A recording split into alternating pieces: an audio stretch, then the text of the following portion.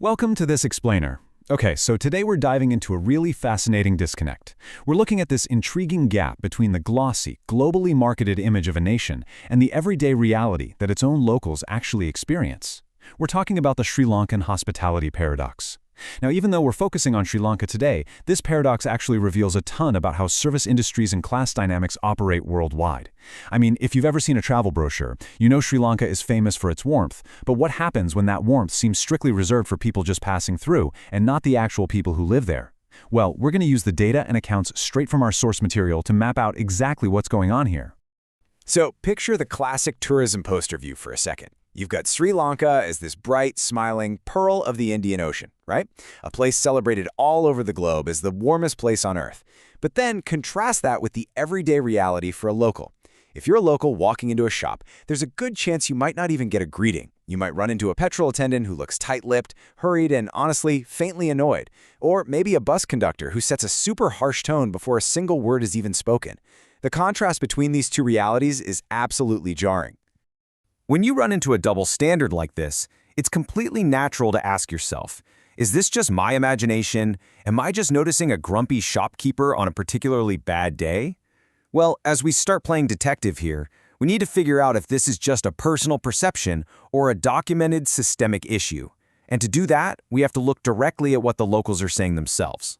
And what's really wild is that the local sources totally bring the receipts. This isn't just some outsider's critique. Take this direct quote from the Daily Mirror, which is a local Sri Lankan newspaper. They say, "Sri Lanka's greatest threat to tourism is us." Local journalists are literally saying the quiet part out loud here. They're pointing out that foreigners are often treated like absolute royalty, while locals are treated like a complete afterthought. Everyone in the industry knows it, but almost nobody talks about it openly. To really wrap your head around this, look at this striking anecdote documented in that same newspaper. A Sri Lankan traveler who was touring his very own country was repeatedly turned away from guest houses down south. And the crazy part, they weren't even full. They just had this strict no locals policy because they were holding out for tourists who would pay in dollars. It's so absurd when you think about it, turning away paying customers strictly because of their currency. Imagine the feeling of being treated like a third-class citizen in the towns you grew up in. It establishes a very clear financial bias right at the heart of this whole paradox. But this bias goes even deeper into what we might call the color of hospitality. Another journalist noted how white backpackers, who, by the way, often actually spent way less money, were greeted with these massive smiles. Meanwhile, she, a non-white customer, had to literally flag down a waiter multiple times just to place an order. So it shows that this isn't strictly about nationality, right? It's about who looks like they matter. These are old habits from the colonial years that just never fully left. They've just kind of changed clothes, prioritizing a perceived hierarchy that's based heavily on appearance. Now, when we zoom out and look at the hard data across different sectors, a really clear picture emerges. And spoiler alert, this isn't about local people just having bad personalities. Over in hotels, good service is predicted simply by whether the staff were trained. It's that simple. But head over to a Colombo supermarket, and a huge survey of 2,500 shoppers found that while the stores were super clean, the actual staff interaction was incredibly weak. And what about on the buses? Well, research tracing back to 2016 shows that the bad behavior from bus crews doesn't come from their character.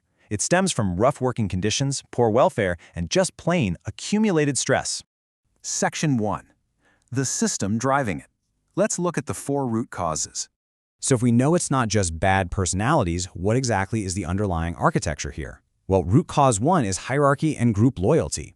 Researchers note that Sri Lanka operates as a high hierarchy, very group loyal society. So what does that actually mean in practice? It basically means genuine warmth is mostly reserved for people already inside your inner circle, family, regulars, or neighbors. A local stranger just buying fuel doesn't automatically trigger that loyalty, but a foreigner, that triggers a conditioned deference based on perceived rank. It's a real light bulb moment when you realize it's not necessarily about kindness at all, it's just a cultural reflex to rank. And that builds right into root cause 2, which is anchored by this incredibly stark number, $100. That is roughly the monthly minimum wage over there. But here is the critical context you need. The basic living costs for just one adult, and we're not even counting rent here, run close to 5 times that amount. When you connect that brutal math to the everyday mood of the workers, you discover root cause 2, unpaid emotional labor. I mean, think about it. The person standing behind a counter for 9 hours a day is simply not being paid enough to perform patience on demand, let alone genuine warmth. Emotional labor is still labor, and right now, for the vast majority of these everyday workers, it's a type of labor that nobody is compensating them for. Which naturally brings us to root cause 3, misallocated training. On one side of the coin, the tourism sector gets hotel schools, service academies, heavy financial investment. Why? Because tourists spring in foreign currency. The industry has real skin in the game. But on the flip side, everyday retail and transport get absolutely zero training. Bank tellers, bus conductors, government clerks, literally nobody sits them down and teaches them how to handle difficult interactions or explains what's actually in it for them to provide good service. And finally, we have root cause 4, defensiveness over feedback. In a culture where hierarchy and rank matter as much as we established back in root cause 1, being corrected by a customer doesn't just feel like helpful feedback, it lands as a direct threat to a person's standing. So their immediate instinct isn't to fix the problem, the instinct is to defend their position. And that just creates this massive wall that blocks any kind of service improvement. Section 2, the logic behind these steps. Okay, so we've mapped out the problem. Now, what's the focus for the rest of this explainer? We're ditching those superficial, just smile more campaigns to meticulously map out the actual logic behind the steps required to fix this. The logic behind these steps is absolutely crucial. Step 1 is simple. Expand structured service training beyond hotels and bring it into shops, buses, and banks. The logic here is direct. As we saw in the data earlier, training is the biggest predictor of good service in hotels. So logically, we must extend that exact same infrastructure out of just the tourism sector and into everyday life. You simply can't expect a skill that hasn't been taught.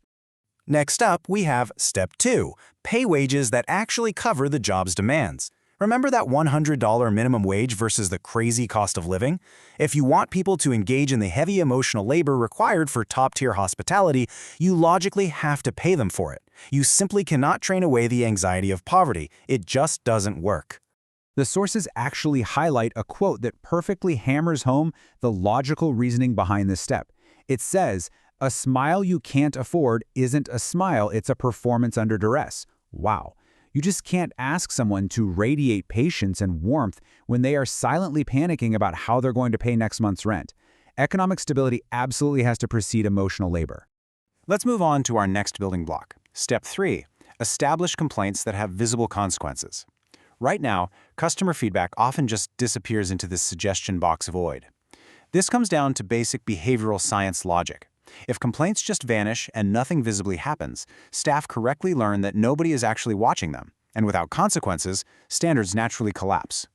And logically, this step is really the only way to neutralize that intense cultural defensiveness to feedback we uncovered earlier.